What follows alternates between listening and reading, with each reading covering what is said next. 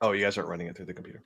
Uh-uh. We are live, Yeah. everyone, Yes. to Hello. the last show of 2024. Yes. Welcome, yes, everyone. Wow. it is. Welcome. Yep. Welcome. Yeah. Sam wanted to give out awards for certain categories. Number one fan goes to Papa G. Papa G. It's very active in the chat. That's very right. active in the chat. We Papa appreciate G. that. The number one LA fan is Daniel because he's the only one. So hard to lose that one. So congratulations, Daniel, on being the number one LA fan. Your prize is in the mail. Yeah. What's up, guys? How's up, your man? week? It's been great. I did all my Christmas shopping for about 3 people online, and that's done. Like, now I just gotta wrap them and put them under the tree. So I avoided the chaos pretty good. So I got lucky. Yeah, I as well. For once in ever, not even a blue moon, but ever, I was ahead of the game. So all my presents and everything were done by 2 weeks ago. For me, this is the first time I wasn't ahead of the game in I don't know how long.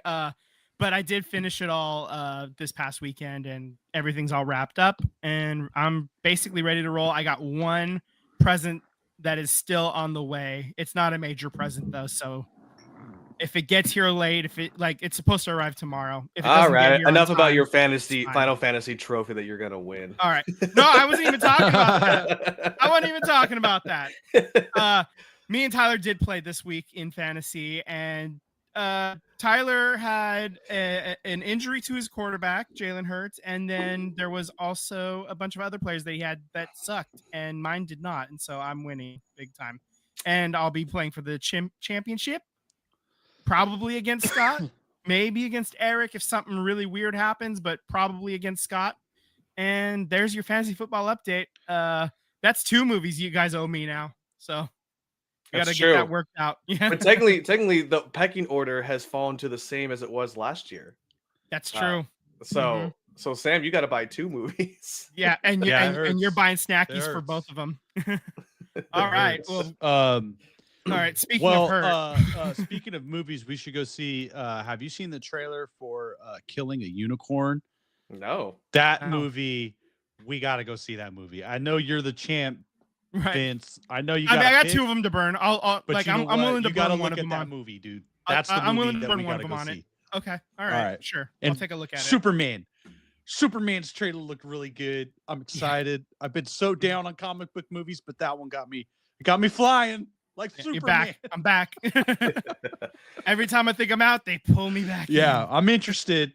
Well, all right, brother, get us back on track. Let's get into this. Vince may have stolen that win away from me, but more tragically, the man of steel himself, Rickey Henderson, has tragically passed away here. Tim, if you could go and put that up for us here. Kind of sudden. It was one of those things where we heard rumors and murmurs on the internet and wanted to make sure and double checked everything and triple checked, and unfortunately the news is true. Rickey Henderson has passed away. I think of pneumonia is what I was hearing, unfortunately. So condolences to his family, condolences to pretty much the A's organization, everyone involved of this era, not the current A's organization, because, still it's time to remind us that F. John Fisher on that situation. But Rickey Henderson, man, born in Chicago, moved to Oakland, became the Oakland kid, the favorite, played for his team. He played with a bunch of teams, the Mets. He played with the Padres. In fact, it was the last time that when he played with the Padres, it was like the last year that Tony Gwynn also played as well too. So, his last steal was in 2003 with the Dodgers. Mm-hmm. So in August. So very tragic. Definitely one of my favorite players growing up. Definitely, probably a lot of our players growing up. But I don't know. I just really, really sad and unfortunate news, given the state of affair of the A's, and if it couldn't get any lower, So yeah, unfortunately. I mean, Rickey was my favorite player growing up. I have the when I played Little League, they had everybody fill in your favorite player and whatnot. Rickey, when I'm 6 years old, Rickey Henderson's name was on the back of my card because that's my favorite player. That was my dude, and truly devastating. When I gave up all of my A's shit, I did keep a couple of things, and one of those things I kept was Rickey holding up the base bobblehead because that was my guy, and I'm truly like, this fucking sucks. It was so sudden. Obviously, we weren't expecting that. Like it just kind of came out of nowhere, and the way it was, like you said, the way it kind of the news was trickling out, it was super weird. It made me glad that I'm not on Twitter anymore, because I'd have just been going crazy on there, like trying to find something, anything, and I'm just kind of waited for the official word from people who have connections and stuff and who know the family. So hearing about that on Saturday morning, that was not pleasant to hear that news at all. And it really sucks. It's a sad day, sad time, sad end to 2024. And it's just to pile on millennial former fans of the A's, I guess at this point, like it's just, just another heartbreak into what has been a whole series of heartbreak. This is probably the biggest one of them all because Rickey didn't even get to see get a statue. I mean, they named the field after him at the Coliseum, which is, great and important and whatnot, but they're not playing there anymore. So, what good is that in all honesty? And if there should have been a statue a long time ago for Rickey, and it never happened. And it sucks. Well, for that to happen, there should have been a stadium built a long time ago, and we know what's going on there. So shame on John Fisher for that. And I think most A's fans will go to their grave with that feeling. I remember one year, just a few years ago, I want to say it was like 2020 COVID year. It was like hard to shop and get gifts we were in lockdown. So one year, like I made my dad a Rickey Henderson t-shirt. So I got an image of Rickey Henderson's like rookie baseball card, I think is what it was. And I shrunk it down and put it on a t-shirt. And that was my dad's birthday gift one year. I believe it was his birthday. It might've been Father's Day, but I think it was his birthday. So like, cause I was like a generational player that father and son can bond with. We've talked about this at like nauseum about there's been no generational players to link generational fans together, right? So when you're constantly in a rebuild, you're constantly trading away star players. There's never really an attachment between father and son, mother and daughter, parents and kids, however you want to cut it, right? Generation to next generation. We're like Rickey Henderson, Vince, you're the perfect example. Your grandfather, your father, and you were bonded through the heritage, the history of Rickey Henderson as an Oakland A, leaving, coming back, leaving, coming back. And he did it about 4 different times. Yeah. Right. I mean, every generation has a memory of Rickey Henderson leaving and then coming back. Those are the things that tie us together.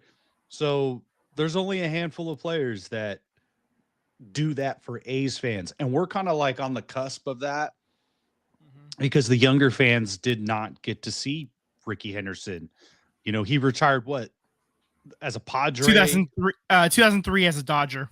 As a Dodger. So season, yeah. I always remember him as a Padre. We did that little mini slid. Remember he slid into home plate like with his teammates there. That was always like really funny to me. His Padre years was the year he got his 3,000th hit too. Yeah, I mean, just an incredible baseball player, linking generations together. We don't have that now, so I think that's what really stings. That's what really hurts because he's one of the few A's players that was around for multiple years, and it's always sad when any person you look up to passes on. And it was just really sad. That was like the first thing I thought of was making a gift for my dad just a couple years ago during the COVID year. We couldn't go shopping, and I chose Rickey Henderson. Why? Because he was a generational talent. He was from the Bay Area. He grew up here, and he meant a lot to the community, and it's just really sad to see him go. I hope they keep the field and it remains Rickey Henderson Field forever. If there's whatever the development is there, I hope that stays forever. Yeah, part of me, I mean, like there's so much more happening in Oakland than obviously Rickey Henderson's statue, but I do hope that he still gets one, whether or not the stadium is built. I think there should be a downtown statue of Rickey Henderson. We all know which one it's going to be. It's going to be him holding up that base. That's what it should be, unfortunately. But we'll see. If that stadium does get demolished and they have to demo the field, they should somehow incorporate where he stood, like geographically, third base, where he stood and did that. That should be the statue site. If it becomes leveled, a mall or whatever, make that the statue site. That's the statue goes right where third base. I think that would be the statue. Yeah. I think that's a good call. Good call. All right, boys. Tim. Okay. Let's throw these scores up. It's been a lopsided week. It's been pretty much my Nick Sirianni and his Britney Spears era, but that has now up is down, heads is tails. Yeah, that has definitely turned around. And I do want to hear from Sam because he finally got a W here, but we're gonna save you for last, bud, because you know what, we won't give you your moment to shine. So I'm gonna rip my Band-Aid off first, and then Vince, I'll let you go up here second. So the Commanders, or the Commies, knock out Jalen Hurts in the first round. So TKO on that one. And we had a backup quarterback who, honestly, he didn't look terrible. Granted, he threw that one pick in the game, and it was a pretty savvy defensive play. It was a decoy kind of play, and he put an interception into it. So I'm not particularly mad at the whole situation here, but again, you had multiple chances to win this game, and I would argue that the Eagles shot themselves in the foot a lot with some penalties. CJ Gardner-Johnson gets ejected from the game. He's taunting players and somehow gets his helmet ripped off, and he gets the penalty. So I don't know what he said, but it had to be something pretty damn good for him to get the penalty when his face mask got ripped off. But all in all, look, Kenny Pickett is not going to be our quarterback of the future. This is not a Carson Wentz and Nick Foles situation. Please do not believe that in any instance of what you may read online. But Kenny Pickett did a justifiable job that I would argue that I'm not mad at what he did, at what he produced. I mean, he threw, slinging the ball around when everyone thought he was just going to hand the ball off to one of the best running backs in the league. He got a touchdown with A.J. Brown. Looked to be he had a good connection with A.J. Brown. Smithy catches that ball. The game's over. They salt the game away, and the Eagles win. So in the break. Also, if he catches that ball, your fantasy game's over even earlier. But that's another story. But you know what? It is what it is. You just got to win one more in the division. I've pretty much conceded the number one seed a long time ago. I mean, I think Detroit's probably going to end up with that, and then I'm okay with that. But that being said, with the Commies winning, it did eliminate the Dallas Cowboys, and it also eliminated the 49ers, who also lost this week, 17-29. Vince, what happened, man? So what had happened was, well, for starters, Debo actually showed up, so that was nice. Good for you, Debo. That being said, it's just like I was watching the game, but I was also just kind of mentally zoning out, if I'm being honest, because it didn't matter even before the first snap. And then like Brock Purdy threw like a pretty bad interception a little bit like later in the game. That one was not good. I did have like a couple of other nitpicky things here and there, but they Trent Williams is out for the rest of the year, by the way. That news broke earlier today. His replacement got injured, so we were on our third string left tackle in the middle of that game. So God, you just a season of calamity. Just we just kept being the coyote, and the Roadrunner just kept hitting us like with the injury bug, man. I don't know, man. It's just everything fell apart and it fell apart again. I think about like Rickey Pearsall not lining up properly and getting chewed out for it too. And he got ripped to shreds for it too, like because that's points off the board. And then fucking the kicker Jake Moody missing that chip shot field goal. I think it's going to be an open competition at kicker next year. I mean, there's no point in replacing him this year. I mean, if he keeps missing him, we're going to keep losing, right? And I'm trying out. That helps, you know. I'm out. I'm going to start stretching my legs, make sure my hamstring's in good shape. I know I can make a 30 when I'm good and stretched out. Yeah. I know I can make a 30-yarder. So, it's just way too many offensive line injuries specifically. My dad in the comments said, you know, and it's just everything. I don't want to blame it solely on injuries. Like, this is like Debo scoring that touchdown. That was the first touchdown he scored since week 6 and only his second of the year. So it's just been a really shitty year for him overall.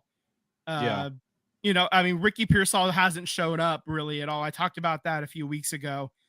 He's got 2 more games to show up. Otherwise, I'm heading into next season with a with the panic alarm for the bust. Where do you start, Vince? I mean, because Trent Williams has taken a lot of money. Yeah, Ayuk is probably, we'll say he's ready by game 1 of next season, but he's also taken a lot of money. Yeah. You know, Rickey Pearsall is questionable at wide receiver. Debo's probably going to be shipped off. That's why he's playing so well right now, because he's trying to raise his stock value. I mean, defensively, offensively, the line, where do you start? Yeah, I mean, of all the priorities, obviously Brock is going to get signed. I think, okay, I'm going to get a little tinfoily hat. I think Brock knows that what they need is a little bit more flexibility with the money. So he's playing bad on purpose, just to so that way when the Niners pay him, they only have to pay him like 45 instead of 55 million, you know? So then they can pay Dre Greenlaw too. There we go. That's how I'm going to spin this. That's how I'm going to emotionally handle what's happening. Okay. I like that, but extremely irrational. It's not happening. If I'm going to be irrational and whatever, if you're going to wear the tin foil, you might as well go for it. Exactly. Right. You know, it's complete nonsense what I said. And I don't actually believe that for a second. But I mean, like, realistically, you got the draft, right? Yeah. Where are the 49ers picking? Probably what? Middle of the pack? They're probably going to, I mean, they already have 6 wins. They're a not so nice 6-9. Right now on the season. So yeah, I mean, you figure they're probably going to be low teens. Yeah. So I don't know, 11 or 12, something like that. So if they lose out, maybe they get up to 9 or something. I don't know where exactly they are in the order. Your dad answered my question here before I can even get to it. Are you adjusting the line first? Are you adjusting wide receiver? I want the line first. Fix the lines. Which one you got the first round pick? Are you going offensive or defensive? Depending on what's available, probably going O-line though. It depends. I would go. It all depends if all on things how the are draft equal. board falls. Sure. But all things being equal, yep. I'm going O-line. You protect the quarterback, you can make up for a lot of other sins that way. So 100%. Yeah. 100%. I mean, that's honestly the name of the game. Protect your quarterback and attack their quarterback. So, but protecting your quarterback is first and foremost the most important thing. So, I mean, that's like Sam said, all things being equal. Offensive line is the first priority. Defensive line is the second priority. Sit Drake down for the rest of the year. Yeah, he's this is 2 straight games coming back from this Achilles. He's hurt himself in different ways. So I think it's not the end of the world if Dre Greenlaw gets shut down for the rest of the year, but he proved the point that he is back and he did look really good when he was playing. So in both of these games. So. But now that it doesn't matter anymore, I think we can safely shut down any of the guys that are injured and trying to make their way back. They don't have to come back. You know, we don't need to see Trent anymore. Yeah, I think at this point, I think it's time to rest the players, save the assets of the money you put into it, and shoot for next season. So I'm with you on that one. Speaking of draft positions here. The Raiders have decided to win another game here, so that has as he put on his Raiders hat. Is that a camo hat? What was that? He has decided to put on his camo hat here. The Raiders No, have this is Hawaiian flowers, baby. okay. So the Raiders have decided to win a game, which has angered some Raiders fans, but it doesn't seem that it's angered you, Sam. So what's your take? Here? No, I mean, obviously you want to have a top pick. If you're going to be this bad, you want to have the number one pick, of course. But to me, it's always a conflict of interest when you have professionals that are competing for their jobs to stay in the NFL. And I could go into all the statistics of like how horrible the Raiders have drafted historically over the past 10, 15 years. A lot of their draft picks aren't in the league, right? So you have a lot of like top round talent that's not even in the league anymore.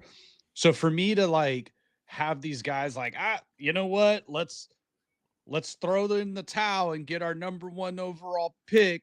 They may not be in the league, because if I know that, other NFL teams know that, other front offices know that the Raiders haven't drafted well. Now, in the Raiders' defense, this past draft class actually looks really good. Brock Bowers, as soon as he was drafted, I was one of the few Raider fans that was like, this is amazing. He broke 1,000 yards last week, right? He went over 1,000 yards. Next week, he's probably going to get Puka Nakua's most receptions by a rookie.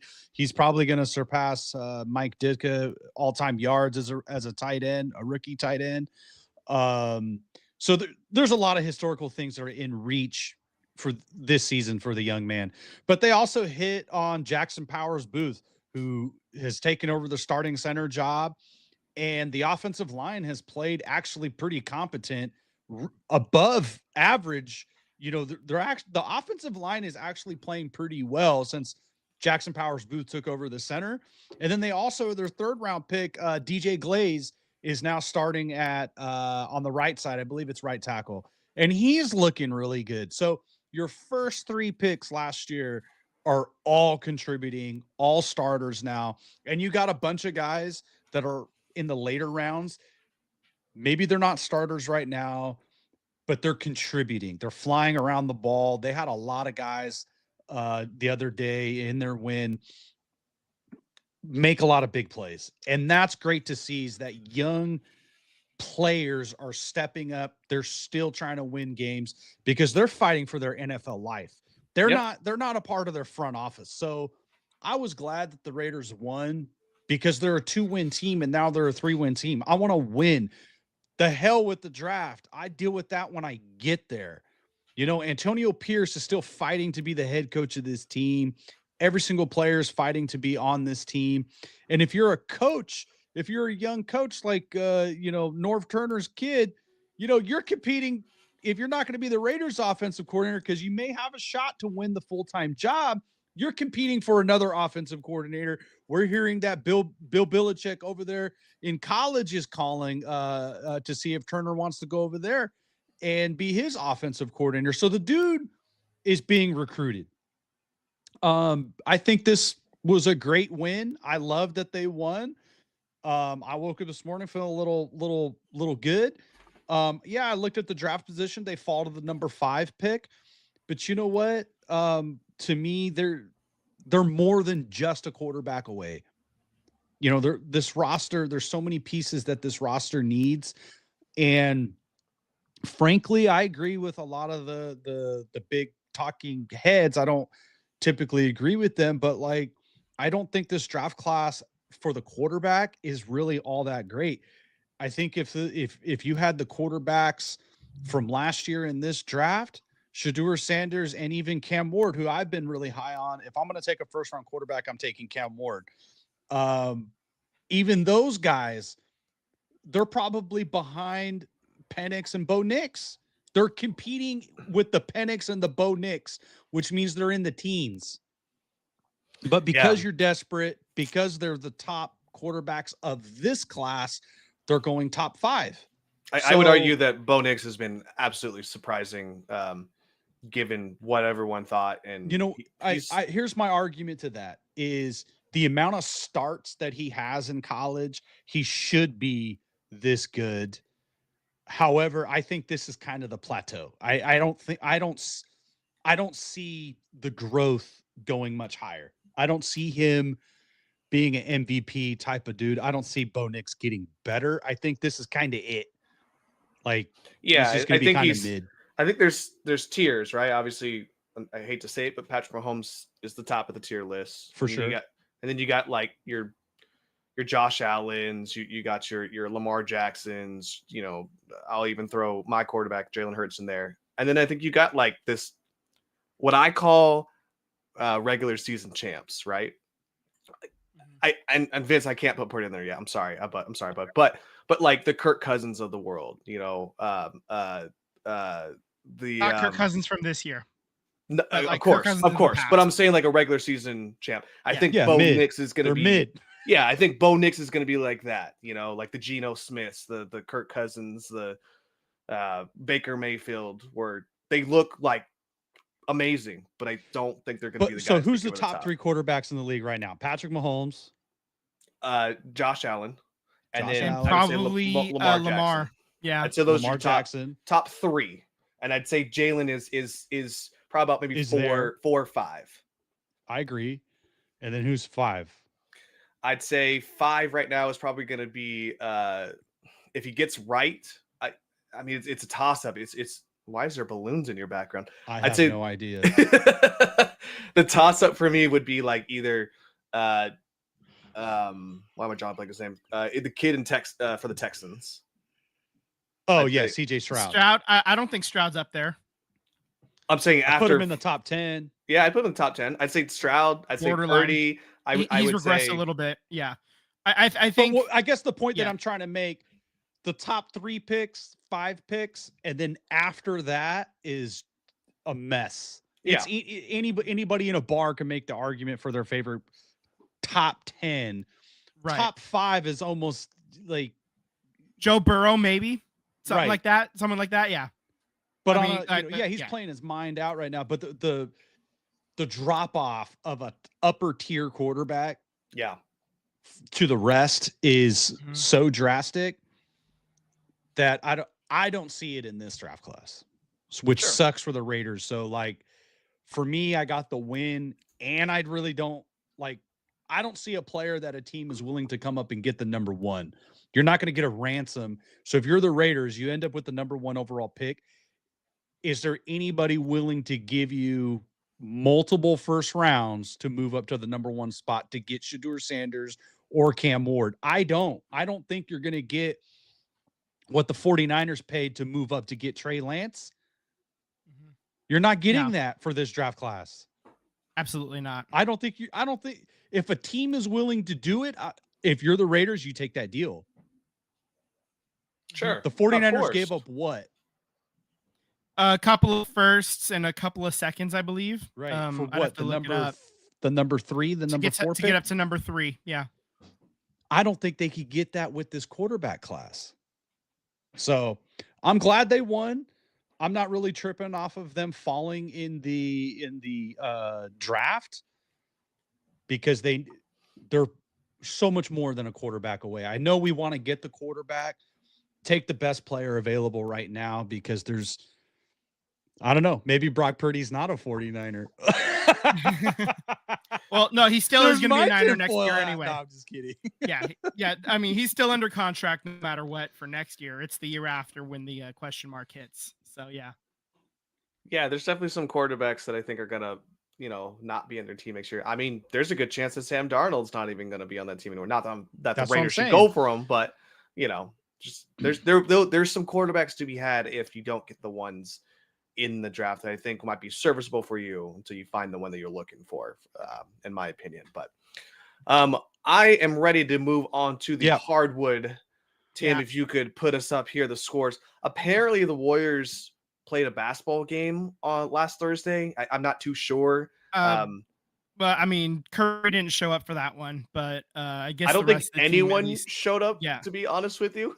I mean, Pajemski off the bench had 21 points.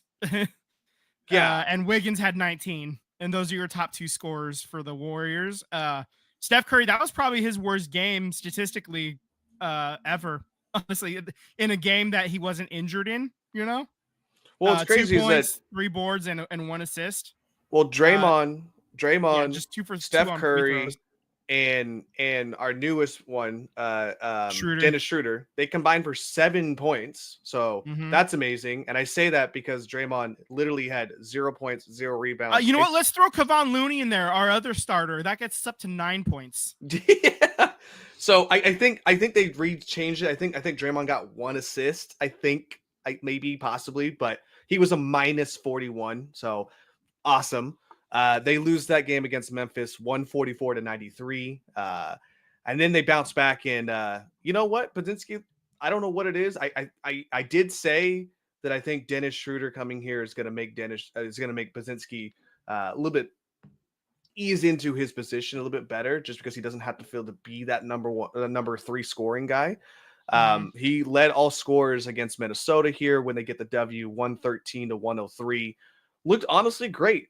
And if that's, I think Podzinski's position, he's not a ball handler. Like, he shouldn't have the ball in his hand. I think he works well being kind of that free safety and running around. And I think that's the reality of who he is. Now, could he grow into maybe a ball handler? Sure, but I think his position is very similar to Steph Curry's in the sense, not his 3-point shooting, but in the sense of just that free safety. I work better without the ball in my hand. And I think that's just how it's going to be here, unfortunately. But they are currently 15-12, 7th in the West. That's kind of what we were thinking. So hopefully they get a bounce back here. I didn't know Indiana was so bad. The Warriors are heavily favored to win this game. Upcoming game here is Indiana on Monday for tonight, actually. Yeah, it starts at 7, tip off at 7.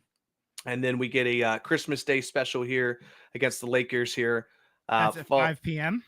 Followed up by the another LA team here, the Clippers here. But we're going down there. Exactly. Yeah, we're going down there, and then we come back for our good little homestand here. We got Phoenix, Cleveland, Philly, which, by the way, Joel Embiid just got ejected from the game tonight, and he had to be held back because he wanted to fight the ref. Not sure what happened, but anyways, that happened. Yeah, we'll have to dive in and get back to you on that, what happened exactly there. But yeah. Memphis, and then we finish it off here with the SAC. Sacramento. Oh, I don't know why I didn't. That acronym did not make. I was with San Antonio in my head. I was like, what does San Antonio have a C? Sacramento, dog. Yeah. Where the A's are going to be playing. There is a new All-Star game format. 3 teams of 8 will form the team. So the 4th team will be the winner of the Rising Stars game. I hope Podzinski is able to be a part of that. Unfortunately, I think he's played horrible enough that he won't be a part of that. But we'll see. So what's happening here is the general managers, so to speak, are going to be Charles Barkley, Shaquille O'Neal, and Kenny Smith, and then Candace Parker, I think, is taking the Young Stars team that's going to be in this. So okay. And yeah. So where are we at? Yeah, that's right. That's what that note says. So 2 teams are going to meet in one semifinal, and the remaining 2 teams will meet in the other semifinal, and then the winning teams will play each other in game 3. And the winner of each game is the first team to reach or surpass 40 points. So those are your notes specifically on how this is going to work. So I had a theory that once I heard this roll out for the All-Star game. Just saying, hear me out on this, okay? Okay. They really want to push this NBA Cup, right? Obviously, it's here to stay, okay? Yeah. What if we just get rid of the All-Star game, right? But we keep the skills challenge, even though that thing sucks, but the 3 points, all that stuff, right? We keep the little fun stuff on the side. And then the All-Star game is the NBA Cup game, right? You still have the NBA Cup playoffs, like the final game is the All-Star game. And that so way, then like players so then Friday is the semifinals, Saturday would be your skills competition, Sunday is your final. Yes. And you just make a big ass event out of it. Exactly. Then you got all eyes watching the Cup game. You got all eyes watching your All-Star game format. Something to think about, maybe. You know what I mean? Like, I don't know. That's just Tyler. Here's where you fucked up in your logic. Okay, That makes too much sense. It Yeah. just makes sense. So we can't. Yeah, you gotta amplify the just like crazy like weirdness, like twisty turns by about 3 factors. We're not gonna give the fans what they want. We're gonna tell them what they want. And they're gonna love it. God damn it! I appreciate that my theory seems like it's on brand there. I mean, It's maybe too you still logical. have maybe you still have this little 3-team format game, and you do that on Saturday, and your skill challenges are on Friday. You know what I mean? I don't know. Get rid of the celebrity all-star game that nobody watches. We talked about it last time. It's, you have this tournament, and all they win is extra money. Extra money for and even the players were joking around about it when Milwaukee won and was it OKC lost? Mm-hmm. And like the players on OKC were like, it would have been nice to have extra money. Ha ha ha. Like it was cool playing for this check. Did you see their post-game interviews? Yeah. They're like laughing about winning extra money. And like they were talking about they went out there and competed and I believe them. But like I'm supposed to be more entertained because the players are playing harder for extra money. They're already making like generational wealth, most of these guys. So the tournament, whatever this thing that we're trying to create needs to impact the game. Yep. Where as a fan, I am moved. I am charged. It's for marbles that impact my experience. My team getting into the playoffs. Like that's the other theory I was thinking. Like, that was the other theory I was thinking. Doesn't make any sense. If you win the NBA Cup, because it's an East versus a West situation, right? Give or take, right? If you win the NBA Cup, how about an automatic bid into the playoffs? If you like as the 8th seed, if you don't make the playoffs, right? But then I guess the theory is like, what if your team's good enough and you do make the playoffs, right? Maybe an automatic bid into the playoffs as an 8th seed if you don't make the playoffs. The only way it would make sense, you get a home court advantage. The only way it would make sense is if like you change the playoff format and like seeding. It's no longer based on East versus West. It would just be a pool. You're competing for a D pool, a C pool, a B pool, a A pool. So if you're the Warriors, it doesn't really matter about you're just trying to place the highest to get into the A pool or the B pool, like your draw. Yeah. Like you're just going to have to change the whole format because the tournament doesn't mean nothing. And to make it mean something, you're going to have teams that are on the East Coast and the West Coast. Like you can't do 8 from each side. Yeah. You would have to get rid of geographic divisions or, leagues. Sure. But I'm nobody all for the watches change. the All-Star game, NBA All-Star game, Pro Bowl, baseball game. That's what I'm saying. You got to move this cup thing to the All-Star. Honestly, the way that the NBA is doing this hockey, it's the way the hockey does it, basically. Yeah. I mean, it's a little different, but like, because there's 4 divisions, so they just kind of take a Pacific Division All-Star team and they just run them out there for 20 minutes against the Metropolitan Division, and then the other 2 meet, and that's kind of what NHL has been doing for about a decade or so. And I think the product is still an all-star game, Yeah. I do think they play a little bit harder in the hockey one than they do in the basketball one. I don't know if this change is going to 1-for-1 make the basketball players play any harder. I mean, and that's part of it, right? Making them care about it. And I don't think that they do. And honestly, I don't think we do, really. And this game's going to be in San Francisco this year. Yeah. Like the Warriors are hosting the All-Star game this year. I forgot about that. Let me remind myself to put on the calendar so I avoid every bit of San Francisco that weekend. Yeah. Unless I get free tickets. I'm not paying for them, but if I get them for free, okay, fine. But all right. Well, speaking of hockey here, Tim, if you could go ahead and switch us over here. Speaking of that hockey format here, the Sharks, they played games this week. It wasn't great. Games were played. Yep. So games were played. Memories were made. Sam has switched the hat to the Sharks. And I remember doing this bit, a while ago. It just worked out this way because I've been reorganizing my desk. So they just so happened to be here. Right. The Sharks have lost to the Winnipeg Jets on the this past week here, 4-3. They take another L against Colorado. That was Sam's win of the week here. And then they take one more L just for good measure here against Edmonton in overtime, 3-2. Yeah, that was Vince's win of the week, and he almost had it. He did. Both of you guys had a chance there. You had a flying chance there. But we were in it. My team is, my win of the week is today. They're playing Vancouver. I don't know if that game's kicked off yet or not. I think it has. Not quite. I have it on. They're about to tip off, I think, or tip off, drop the puck. Yeah, I think I'm feeling confident. 3 L's. I think the fourth one is going to be the charm here. Yaro Askarov is in goalie again. This will be the second game in a row. This is the first time for the Sharks that he's starting 2 in a row. He looks good, man. I mean, I know the overtime loss, but the questions are like they're starting to ask the questions. Should he just be the number 1 goalie now? Like I don't think we have anybody better.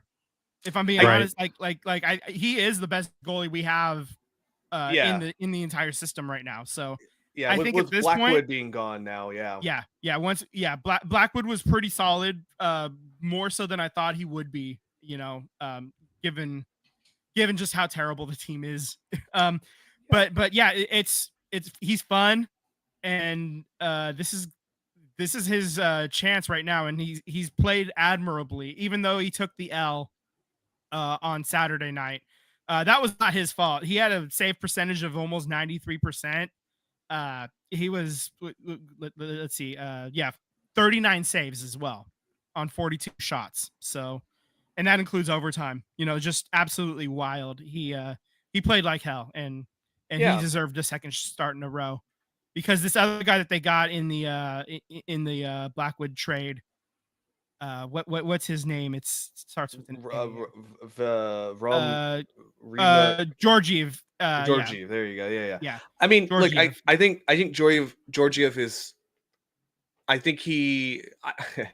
I don't know how much you want to believe in this, Vince or Sam, but I do think that the Barracudas, they're having an amazing season. Like they're tops, and I think losing Askarov is a big blow, and they do want to make sure that, one, they have a talent pool, but I think they do give a shit about that Barracuda team and want to see him succeed. So I think Georgiev is going to be a great fit in for that team, for the Barracudas. But by no means, I don't think he's going to be, your top second goalie. He might be a third option here for you in injury reserve type of situation here. Yeah. No, Askarov looks great. We didn't do him any favors this last game. So hopefully we get him another W, or give him a chance to get a W for today. I do think that you might need to move him, not necessarily down, but take him out of rotation, because you don't want to beat the kid up, man. He knows he's going to be for an L season. It's going to be one of those situations. Yeah, you don't want to mess with the psyche. The career. I think that's one of the reasons why they don't want to start him. Yeah, exactly. Yeah. That's fair. I mean, I could see that. Yeah. Just a quick Calderini watch. Calderini. See what I did there. Macklin has 11 goals and 12 assists, 23 points. Just kind of keeping an eye on it. Yeah. I mean, I don't think he's going to break Wayne Gretzky's rookie record, but I don't. No. But I mean, he's a -6 right now, but that's because the team is so terrible, and he's one of the best. He's the best player on the team, so he's on the ice a lot. That's all. Plus minus is not a perfect stat. It makes guys that are okay look really, really good if they're on a really good team, and it makes guys that are really, really good look mid if they're on a really bad team. So I agree here. Of course, if you're really good and on a really good team, it's astronomical. Like it's just, it multiplies, everything. It makes everything. It's not perfect. It skews everything. So I don't love plus minus, is the long story short on that. Yeah, I think it makes more sense in basketball than pretty much any other sport. I guess WAR would be the version of plus minus for baseball, but either war. The standings right now, the Sharks are 11, 19, and 6. 8th in the Pacific, 14 in the West. Yeah. Anaheim did get a win over the last week, so they jumped ahead of us. Okay. They have 30 points. We have 28, so it's right there, neck and neck. They also have 4 games in hand, so we've played 4 more games than they have. So that'll come back to bite us. Yeah. I think. Well, now is our favorite subject of the podcast week here. It's time for us to pick our win of the weeks. I'm going to run down the list here, and at Vancouver. Wait, that's tonight. So scratch that one. So we're not. I'm sorry. We're going to go to Friday here versus the Vegas fucking Knights versus Calgary on Saturday. So you got a back-to-back situation there. Versus Philly the following Tuesday. Oh, why are we saying next week's games? Guys, this is going to be our show for the year. We're going to take next week off, just to kind of celebrate the new year, reset everything, and we'll be back the first week of January here. So just to clarify some stuff here. All right, so back to what I was saying. So versus Calgary on Saturday, and then we got the Flyers, Philadelphia on Tuesday. Then we go on to Thursday after New Year's, where we play the Tampa Bay Lightning at home, and then we're going to finish it up with the New Jersey Devils that Saturday here. So scratching, obviously, tonight's game.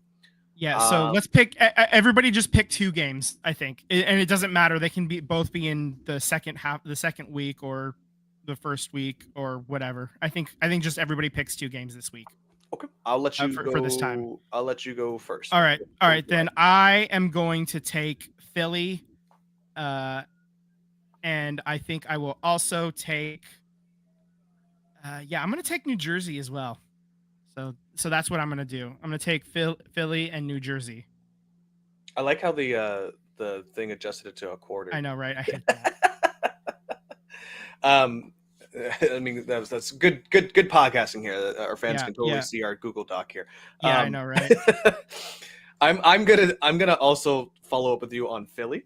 So okay, I'm gonna take that, and then gosh, you know what? Call me an idiot because I'm gonna go for it, and it makes no sense. But I feel like the kids are gonna feel like they want to prove that they can hang with big dogs. But they're probably going to lose this game, but I'm going to go against Tampa Bay Lightning. Not probably. They are going to lose this game. I guess the Tampa Bay Lightning's here. I'm going to take that one. What do you got for me, Sam? All right. I was going to go with Philly, but I don't want to do that. So neutralize all of us. You can do it. Whatever. There's no rules here. Yeah, you get 2 cracks. No, I'm feeling crazy. Oh, okay. I'll take Friday the 27th against the Golden Knights. I had a feeling you might do that. Okay. When you said I'm feeling crazy, I'm like, he's going to take the Knights, isn't he? You're not going to take the back end of a back-to-back, but the front end maybe. Okay. And then I'll take shit. We're going up to the 7th? The 6th. So through the New Jersey game on Saturday. New Jersey's in first, I think. I'll take Tampa Bay. You'll take Tampa? All right, Bay. I got it. Damn, we are bold. Sam's extra bold. Sam's got 2 spicy picks. Yeah, I mean, all of us have to take 1 spicy pick at least, so I took New Jersey. Yeah. All right.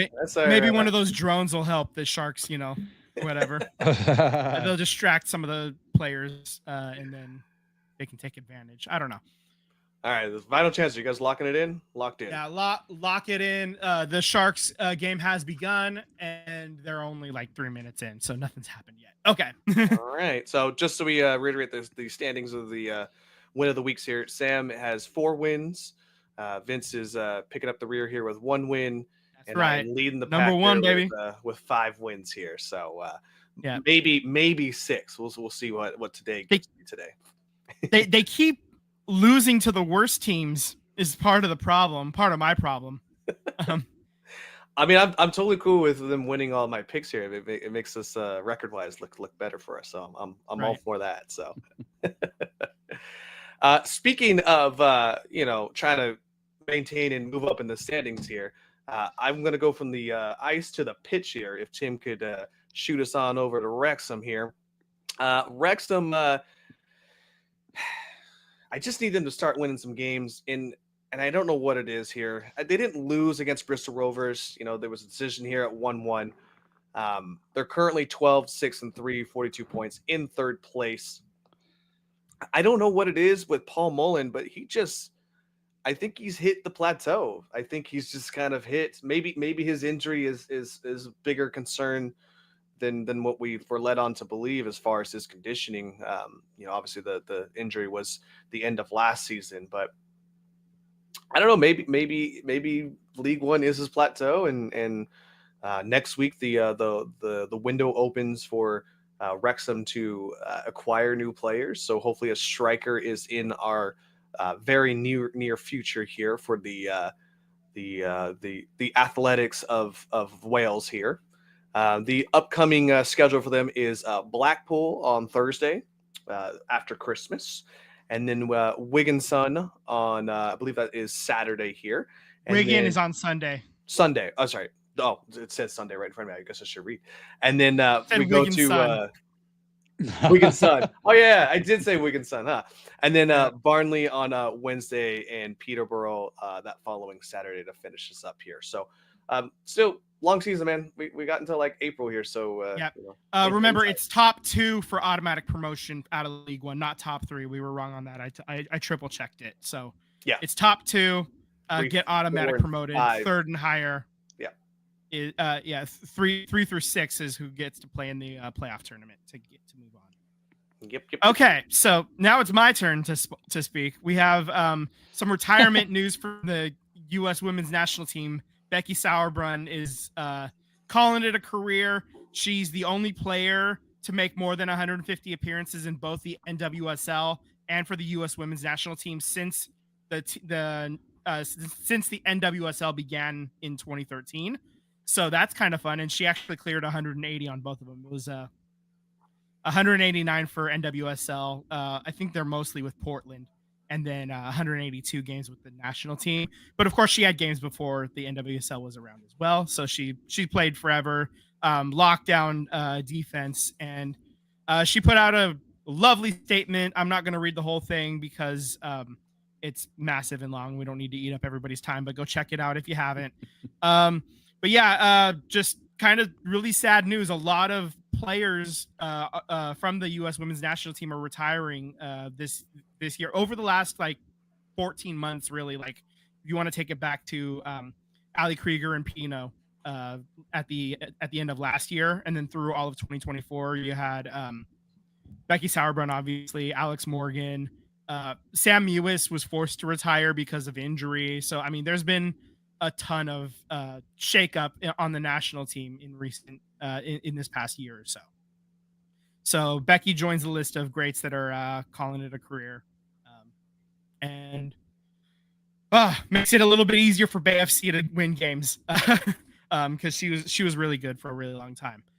So speaking of Bay FC, they traded away Alex Luera. She was one of the she was in the captain's pool before her injury. She wore the captain's armband a couple of times, including the first ever game for the team. They traded her to the Utah Royals.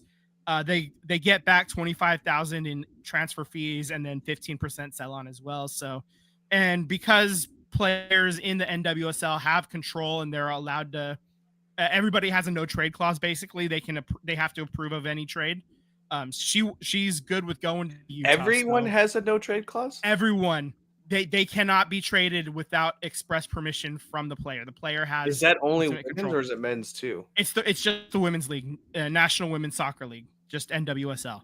Why was in the collective bargaining agreement. Weird. Okay. Yeah, no, it's great. It's great for the players. I mean, it's great for the players, but it just no other league does that. You know? Yeah, exactly. It's a little bit more controlled like that in like in European soccer, but it's not quite to this extent. Yeah, because European soccer they could deny it and be like, oh, I don't really want to do the transfer anymore. Yeah, exactly. Yeah. So it's just a little bit more player control, and it kind of is more in line with how the leagues in Europe behave, and so that's great for NWSL, great for the players specifically, and it'll attract some of the other players too. Like there's been a ton of international signings in this past off season as well. Just a couple of other big like trades that are not BFC. Angel City sent forward Rocky Rodriguez to Kansas City, and then Lynn Williams, all-time leading scorer for the NWSL, she gets traded from New York, from Gotham, to Seattle, along with a goalkeeper, and then another Jalen Howell ends up going back to New York in the trade too. So they got all three players on board with that trade. So that was kind of interesting to see that. I think we're going to see a lot of just like player for cash trades going forward, but there could be a few player for player trades like this one that just happened. As far back to BFC, Rachel Kundananji was named a Goodwill Ambassador for the United Nations, specifically like dealing with AIDS awareness, I think, and stuff like that too. So that's great. And then sporting director Matt Potter gets his interim tag removed. He's now the permanent one. He's the guy that brought in Abby Dahlkemper, so I think he earned removing that interim tag. So good on him. And then BFC is playing in Coachella Valley as well. It's basically going to be a preseason tournament. It's really just you're going to play like 3 games and everybody's hanging out in Coachella. And so the teams that are going to be there are all the Pacific Coast teams. So Angel City, San Diego Wave, BFC, Portland, and Seattle. And then you're also getting Houston heading west to come hang out in Coachella in February. And let's see what else. One other note. The expansion to Denver is almost locked down. Like they basically just need the final T crossed and I dotted. So the expansion fee is going to be between 103 and 120 million, and it's about double what BFC and Boss Nation FC paid to expand. And then it also kind of creates a geographical rivalry with Utah. It adds another Western team without oversaturating the Western coast. And then it also taps into that Denver hotbed of women's soccer talent. So overall, I think Denver was the right choice. And also, it's probably easier to get players to go play in Denver than it would be in other more restrictive areas. And like I said, it's a hotbed already. So a lot of players that may want to come home and play for Denver, that's going to be a big draw as well. So I don't think getting players is going to be a problem, even without an expansion draft. So I think overall it's the right choice to expand for the 16th team, and they'll join the league when Boss Nation does in 2026. Makes sense. Makes sense to me. Here we are. All right. There was one more note that I wanted to bring up. Just as always, what time is it, boys? Is fuck John Fisher o'clock. Always. Fuck that guy. Yeah, right in his fucking ear. You're No cool. lube. You're Fuck that cool. guy. Fuck you, John Fisher. You're cool. Also, too, Pops picked Tampa and New Jersey as his win of the weeks here. Right on. So honorary, we'll add him in here. But that being said, boys, it has been an hour of fun. Yeah, absolutely. We're not gonna be on, but for New Year's. But does anybody have any New Year's resolutions by any chance? Just out of curiosity. I have one. I'm perfect.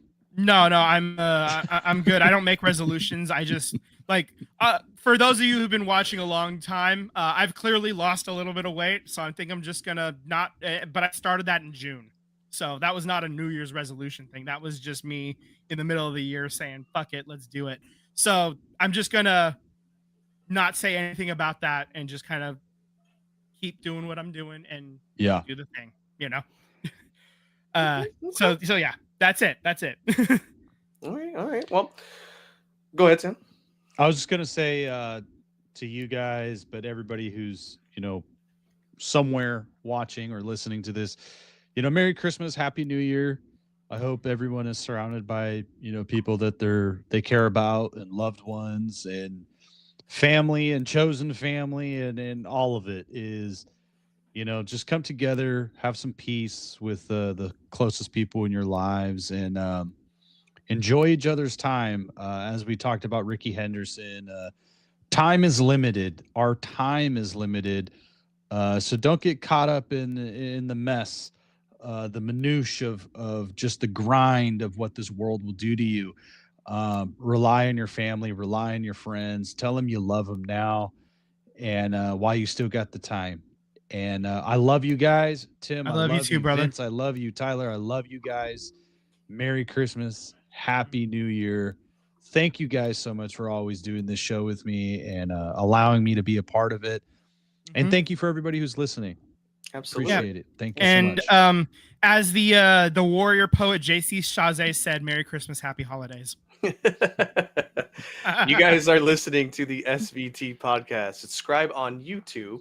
Make sure to hit that bell, the little thing down there that looks like a bell icon, to get alerts when we go live. Also, if you don't have time to listen to the full episode that we put out every Monday, we are putting out several segments on YouTube throughout the week. So make sure you definitely hit that bell to get alerts on that in case you wanted to watch a little snippet there. Dewey also saying and wishing you guys a Merry Christmas and a Happy New Year's for you. Follow us on Instagram and Threads at SVT Sports Pod. Slide into the DMs. As always, we would love to interact with all you beautiful people. Cheers, guys. Good night. Fuck John Fisher.